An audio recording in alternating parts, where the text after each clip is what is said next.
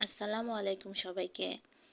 Last ৯ তারিখ আমি Moscow গিয়েছিলাম। সেই ছোট্ট জার্নিটা আপনাদের সাথে একটু শেয়ার করি।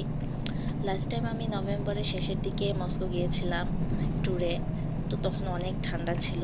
বাট এবার আমার কাছে খুব ভালো লেগেছে। ঠান্ডাটা একটু কম ছিল। আর খুবই কমফোর্টেবল লেগেছে ওয়েদারটা। তো আমার ৩:৩০টার দিকে বাস ছিল। তো এখন অলরেডি সানসেট। তো রাতে আমরা এই ছোট্ট ক্যাফেটাতে ডিনার করেছিলাম। বাস ব্রেক দিয়েছিল। তো ডিনার শেষ করে বাসেই ঘুমিয়ে পড়েছি। এটা নেক্সট ডে। পুরা নদীটা এইভাবে বরফে ফ্রিজ হয়ে আছে। এত সুন্দর লাগছিল। এরকম আরো অনেকগুলো নদী দেখেছি, ছোট ছোট জলাশয় দেখেছি, সবগুলো বরফে ফ্রিজ হয়ে আছে। আর এখানে অনেক মাইলের পর মাইল এই জায়গাগুলো দেখলাম। চাষাবাদের জন্য জমিটাকে প্রিপেয়ার করা হচ্ছে। উইন্টার শেষ, স্প্রিং আসতেছে।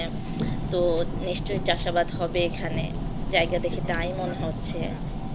তো এই বাসাটাতে উঠেছি। ছোট্ট একটা রুম, অনেক সুন্দর।